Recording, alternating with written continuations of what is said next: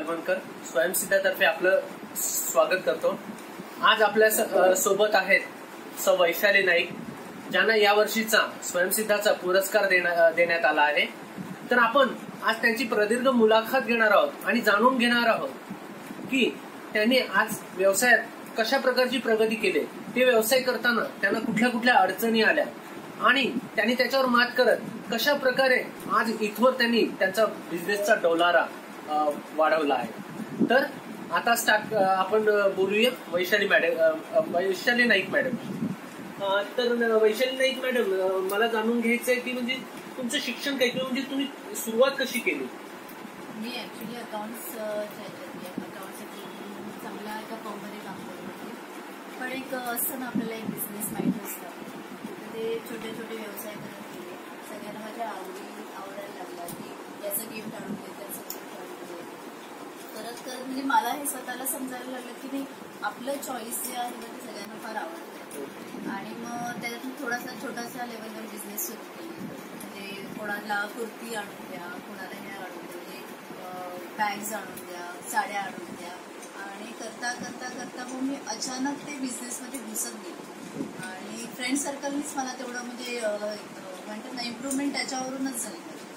मला हे विचारायचं मॅडम की तुमच्या घरातच असं व्यवसायाचं एक गुण होते की तुम्हाला काही स्ट्रगल करावं लागतं? तसं बोलू शकता की माझी आई सुद्धा, आम्ही दूध केंद्र चालवायचो, तर मग पैशाचे हिशोब वगैरे असतात, बरेच स्ट्रगल्स येतात, पण त्याच्यातूनही आपण ते मात केली पाहिजे, दुसरं बसलं नाही पाहिजे।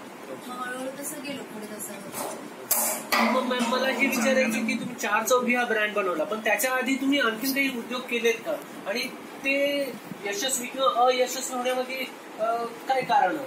ते फक्त आवड म्हणून केलेलं आहे। आता असं झालेलं की ना, मला जॉबमधून बाहेर निघायचं होतं आणि म्हणून मी काही ना काहीतरी करण्याचा विचार करत होते की मी सगळ्या गोष्टींमध्ये उत्तम होते, म्हणजे जॉबच्या ह्याच्यामध्ये पण माझे वरिष्ठ वगैरे खूप होते, पण मला पुढे काही गोष्टींमुळे जाता येत नाही।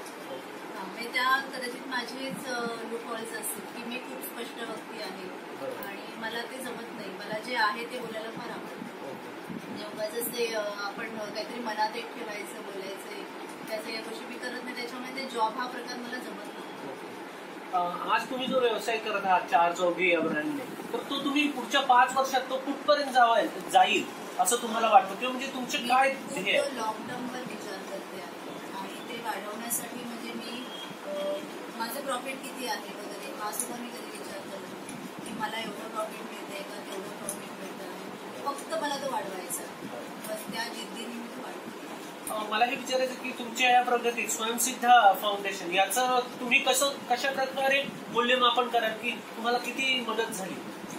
मला खूप मदत झाली। स्वयंसिद्धामध्ये आल्यानंतर ना, आपण एवढ्या लेडीजला बघतो की नाही, सगळ्यांच्या अंगात काही ना काहीतरी करण्याची हिरिरी असते, आणि स्वयंसिद्धा प्रत्येक म्हणजे ते काहीच अपेक्षा न करता आपल्याला देण्याचाच फक्त प्रयत्न करतो, आणि आम्ही फक्त घेण्याचंच काम केलं। अजूनपर्यंत स्वयंसिद्धाला आमच्याकडनं असं काही गेलेलं नाही आहे, पण तरी सुद्धा स्वयंसिद्धा आमच्याबद्दल असा विचार करते की नाही, त्यांना हे मिळालं तर काय होईल, त्यांना ते मिळालं तर काय होईल, म्हणजे एवढ्या ते आमच्याबद्दल विचार करणं, म्हणजे आम्ही तर एकदम सामान्य घरातून आलेलो आहोत, पण आम्ही त्याच्यामुळे जिद्द निर्माण होते की नाही, आपण काहीतरी करू शकतो, एक प्रोत्साहन म्हणतात ना, ते प्रोत्साहन मिळतं, आणि त्याला आम्हाला काही फार करायची गरज लागत नाही, पण त्यांचे जे मार्गदर्शनची तत्व असतात ना, त्याच्यातनंच इतकं शिकायला मिळतं की नाही, की आपण कोणत्यातरी चांगल्या एका संस्थेला जुळलो आहोत। मला विचारायचं मॅम, तुम्ही या क्षेत्रात आहात, तर तुम्ही तुमच्या या क्षेत्रात आदर्श असं कोणी आहे का? आदर्श असं काही नाही, ही माझी आवड आहे आणि माझ्या घरातनं खूप सपोर्ट आहे या गोष्टींना। आम्ही 4 बहिणी आहोत आणि 4 बहिणींनी मिळून हा बिझनेस सुरू केलेला, म्हणून त्याचं नाव 4 चौघी। खूपच छान। मॅडम, मला हे विचारायचं की आमच्या स्वयंसिद्धामध्ये सुद्धा कित्येक महिला आहेत ज्यांना यशस्वी उद्योजिका व्हायचे, तर तुमच्यामध्ये असे कुठले गुण असायला हवेत एका उद्योजिकेत, जेणेकरून चांगल्या प्रकारे त्यांचा उद्योग चालू शकतो? मी आतापर्यंतच्या अनुभवांना एवढंच शिकले की बायका फक्त रडत असतात की अरे आमच्याकडे असं नाही, आमच्याकडे असं नाही, पण कोणाकडेच काही नसतं, ते आपल्याला निर्माण केलं पाहिजे, म्हणजे त्यांच्यामध्ये ही भावना जागृत झाली पाहिजे की आपल्याकडे जेव्हा शून्य असतं तेव्हाच उलट आपल्याकडे काहीतरी करण्याची बुद्धी पाहिजे, की शून्यातनं आपण विश्व जिंकू शकतो, ही गोष्ट कळली पाहिजे। म्हणजे आता पण मी बऱ्याच जणांना कामं देण्यात देण्याचा प्रयत्न करते. पण त्यांचं असं असतं की नाही आमच्याकडे पैसाच नाही, आमचं असं नाही. पण काम करण्याची जिद्द नाही.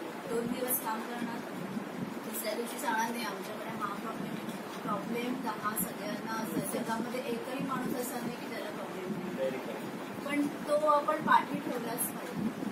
पण ती जिद्द फार कमी बायकांमध्ये दिसते. करायचं असं नाही, आम्हाला सगळंच करायचं, त्यांना जग जिंकायचं असतं. पण जग असं की आपल्या हातात आणून ठेवलं जातं. पण तुम्ही आता हा व्यवसाय करता, त्या व्यवसायाला तुम्ही सामाजिक अंग दिले का? म्हणजे तुम्ही सामाजिक कार्य वगैरे काही करता का या उद्योगामार्फत? सामाजिक कार्य असं म्हणता येणार नाही, पण मी हा प्रयत्न करते की आज प्रत्येक बाईने काही ना काहीतरी केलं पाहिजे आणि स्वतःला प्रूव्ह केलं पाहिजे. त्याच्यासाठी मी स्वतः हा प्रयत्न करते. मग भले समोरचा प्रयत्न करतो शिकण्याचा किंवा नाही, पण मी प्रयत्न करते की तुम्ही पुढे यावं. आणि आता शेवटचाच प्रश्न विचारतो मॅम, आमच्या स्वयंसिद्धाचे जे मेंबर्स आहेत त्यांना तुम्ही काही संदेश देऊ इच्छिता की आता तुम्ही बिझनेसमध्ये उतरला आहात तर कशा प्रकारे पुढे जा, याच्याविषयी काही मार्गदर्शन द्याल का? मार्गदर्शन देण्याएवढी मी मोठी नाहीये, पण तरी सुद्धा मी एक नक्की सांगेन की तुम्ही प्लीज रडत बसू नका. आपलं जग एवढं मोठं आहे, जगातनं घेण्यासारखं बरंच काही आहे आणि आपण काहीही उचलून घेऊ शकतो. आणि स्वयंसिद्धा स्वतः आपल्याला एवढं प्रोत्साहन देते की तुम्ही हे करा ते करता. एवढं मार्गदर्शन कोणीही आजच्या जगात देत नाही. Thank you very much Vaishali ma'am, आज तुम्ही तुमच्या वेळात वेळ काढून आम्हाला इंटरव्ह्यू दिली. धन्यवाद. थँक्यू.